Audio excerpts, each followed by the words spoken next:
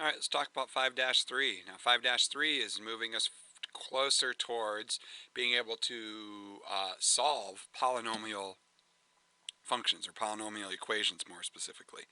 Um, and to do that, we're going to be looking at some of the very similar ways that we would solve quadratics. We solved quadratics in the previous unit by factoring or by graphing. We use quadratic formula. There's no, we won't be doing any quadratic formula. Well, we will be doing it to some extent, but we're going to have to do a little bit of dress-up work before we're able to do that. And you'll see how we can do that through factoring. Okay, so that'd be our two objectives here. Objective number one, be able to solve polynomial equations by factoring, and then number two, be able to solve polynomial equations by graphing. So, first step, take a look at this. It's probably not going to be a big deal if you did a pretty decent job in Chapter 4. Notice the first thing that they ended up doing here on this problem. They had to set it equal to 0. That's why they're subtracting that 3x from both sides to give us 2x cubed minus 5x squared minus 3x. Then G, C, F. In fact, you got a big old list of all these different factor jobs that are possible. You know what I like about this list? Look at the very top, GCF. I want that to be the very top of your list too. So the first thing that you should look for before anything else, of course, you gotta set it equal to 0. But after you set it equal to 0, look for GCFs, because sometimes factoring out a greatest common factor can make the factor job that you have remaining a little bit less of a headache.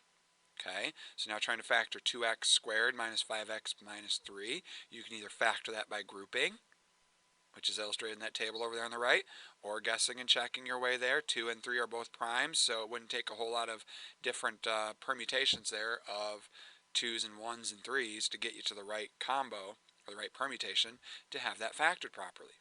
Okay, now, once you have it factored properly, they want all of the real or the imaginary solutions.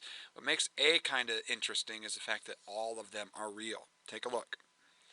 If x got factored out, we have that as a factor, so x could be equal to 0. So we have that solved right there.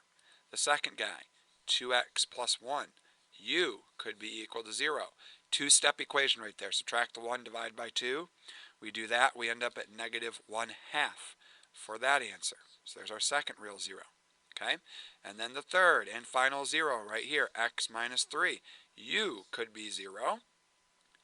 And then we add 3 to both sides, and there's that third answer right there. So there's all 3 of our zeros. And notice that all of those zeros are real. Okay? Notice this, part B. At first glance, it looks no different than part A. You set it equal to 0. Take out a GCF, or wait, they didn't take out a GCF. Actually, what they did, because they're solving, they multiplied by 1/3 to simplify the equation. That's the equivalent of us taking this entire side right here and dividing both sides by 3. And when we divide both sides by 3, you see how 3 divided by 3 takes that down to a 1. 6 divided by 3, negative 2. 12 divided by 3, 4. Okay?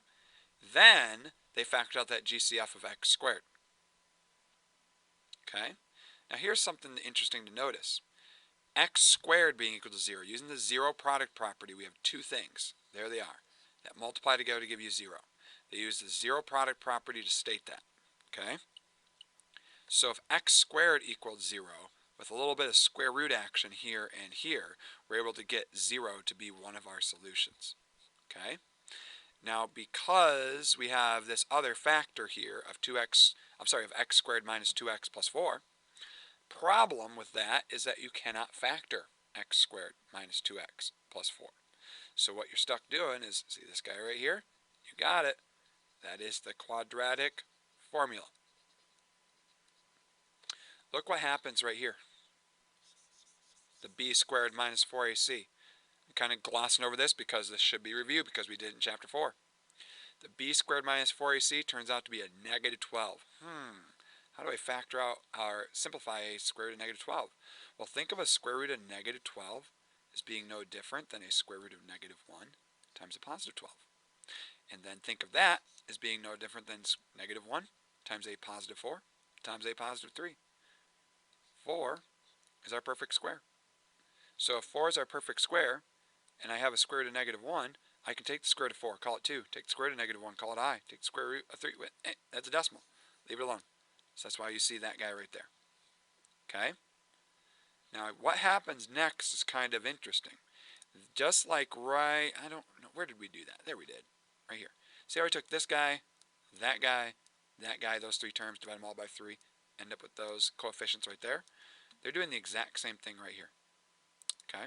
They took this 2, they took that 2, divided them both by 2. Ended up right here, 1 plus minus I square roots of 3. So these two solutions, because of the plus minus, would give us 1 plus I square roots of 3 and 1 minus I square roots of 3. So you're going to see a couple problems or two when you factor that'll look kind of like that.